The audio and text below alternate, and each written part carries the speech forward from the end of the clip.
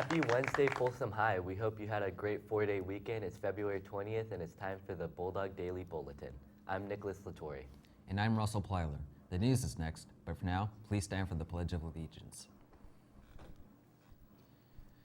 Ready, begin. I pledge allegiance to the flag of the United States of America and to the republic for which it stands, one nation, under God, indivisible, with liberty and justice for all.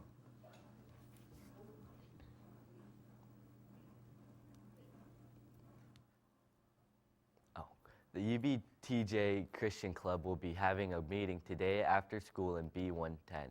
Please join them for a time of fellowship and worship. Junior prom tickets are on sale this week for the early bird price of $45 through Friday. Stop by student accounts and get them while they last. Student ticket prices increased to $55 on February 25th. All guest bid tickets are $55 and need a completed guest bid. Come enjoy a night from the Roaring 20s unlike any other. Attention singers, auditions for the FHS Chamber Singers and Concert Choir will be held Thursday, February 28th at 3:15 p.m. in the choir room MU 101.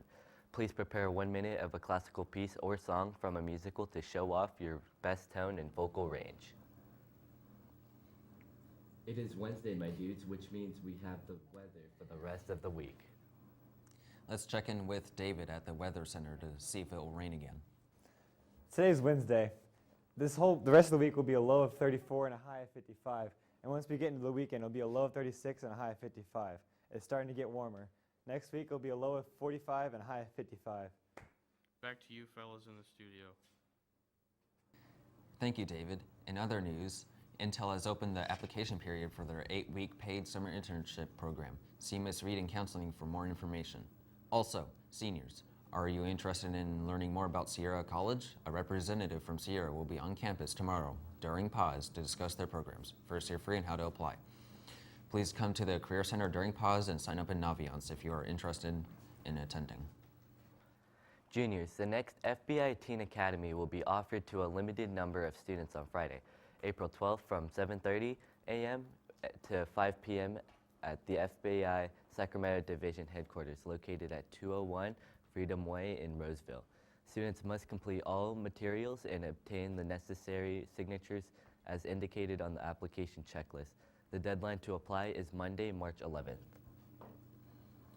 Seniors, the PTSA is pleased to offer 4 $500 scholarships to seniors continuing their education past high school. New this year, any student heading to trade schools or 2 to 4-year colleges are encouraged to apply. Remember, even if you plan to attend a community college, there are still books to pay for. Check the FHS PTSA website, Naviance.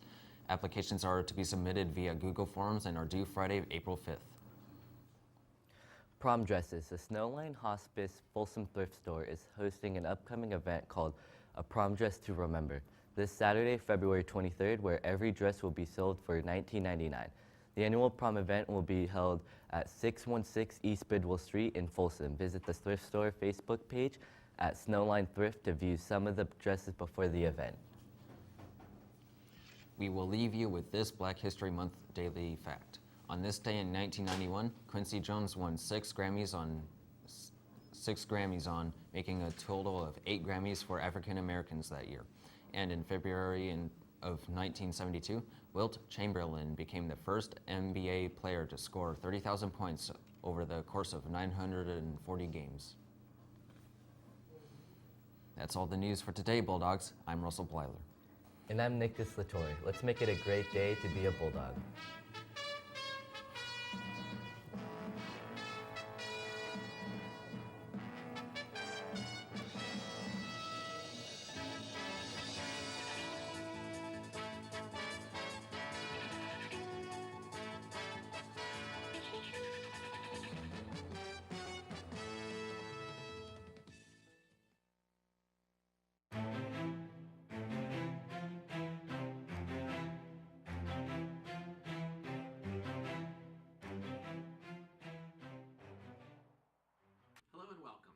My name is Tyler Johnstone, and I am the architecture teacher here at Folsom High School.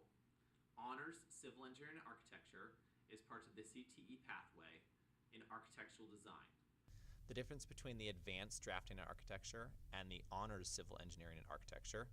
The honors class is actually the lower level or foundation level class. Students take that and they do get the honors credit. That's why you're seeing this video. The advanced drafting and architecture class qualifies for the visual and performing arts credit, and it does require that you have already taken the honors civil engineering and architecture. A few years ago, we had some students that were really interested in architecture, and so they really wanted us to have an additional architecture class. That was something that they desired, and so we created the advanced drafting and architecture course because of them. So each year we have a few students that are really interested in architecture or interior design that take that course. Some of the topics that you'll discover in the honors civil engineering and architecture class include both civil engineering and architecture. In the civil engineering components, we'll talk about what civil engineers do. We'll look at some of the topics from surveying, construction of large commercial buildings, looking at loads and trusses, actually doing the math to calculate what those are.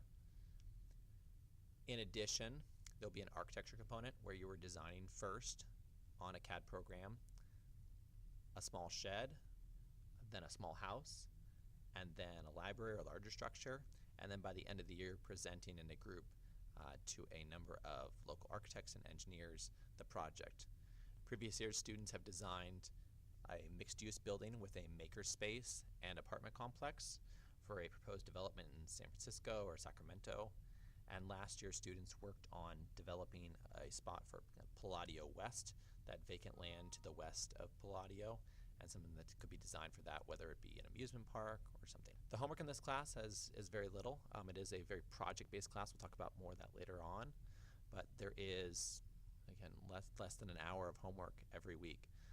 When it comes to project time, you might be working on a little bit more. But on a daily basis, there isn't homework for this. We're working on a textbook for this class, but not having a textbook does limit the amount of homework that you can give.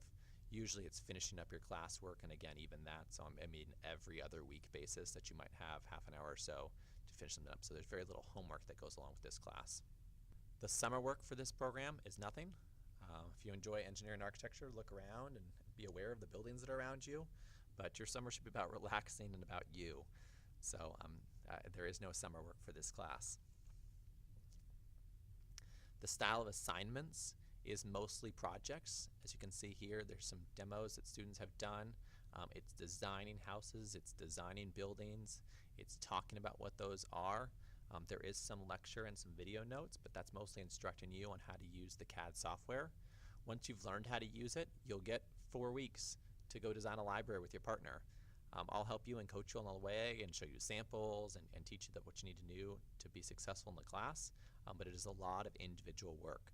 Try and set it up like an architecture program, and most of what an architect or designer does is kind of comes in, goes to their workstation or their cubicle, and then starts working on a project. They do have to coordinate their work with other people, but there's not a lot of lecture to that. And so this isn't stuff that you're learning, this is stuff that you're designing and you're doing in this class.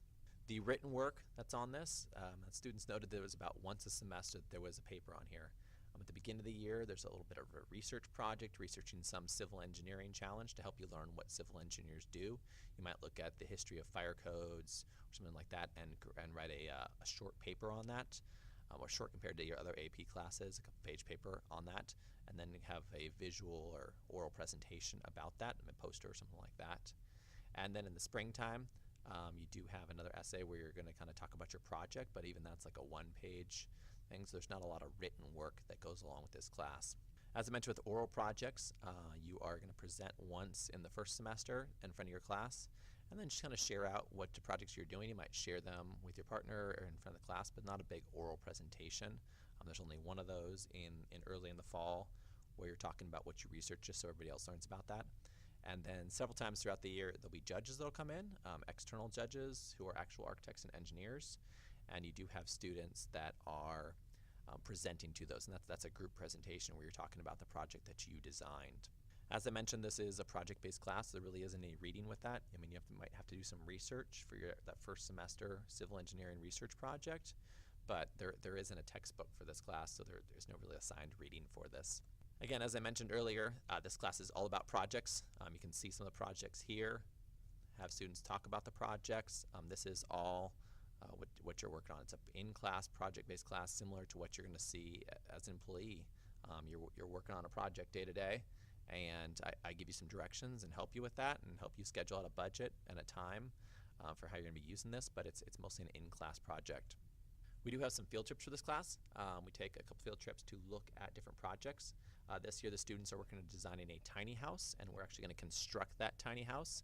So we walked over to Intel to look at the tiny house. We also went to some local job sites to look at how buildings are actually constructed. That's helpful as an architect or an engineer to know how buildings are actually constructed. So here's some pictures of those. And another field trip students took in the springtime was part of National Job Shadow Day. They had the opportunity to take the day off school and go find a job that they wanted to do in the future and see what that person actually does all day. So we had students that were in agriculture, students that were in architecture or engineering, students that were in computer science or design or landscape architecture, students at interior design facilities, electrical engineers, computer engineers, whatever students were interested in the jobs that they want. They took the day off, and I matched them up with a business, and the students went out and spent the day in that job, and that's something that we want to hope to expand. So maybe even twice a year that students are taking the day off school and going out and seeing what it's like in a post-high school environment. As part of that, we really want to expose you to what the real industry requires. We meet with architects and engineers, and they're always really impressed at all we're doing and really hopeful. We've had students get internships, and students, some of those students have gone on to study architecture at Cal Poly Pomona and at Oregon and at other schools around. We also participate locally in the CREATE Club, which stands for Construction, Residential Design, Engineering, Architecture, the Trades, Education, and we go to a trades day where you learn about different trades and just see all the opportunities that are available for construction and design locally.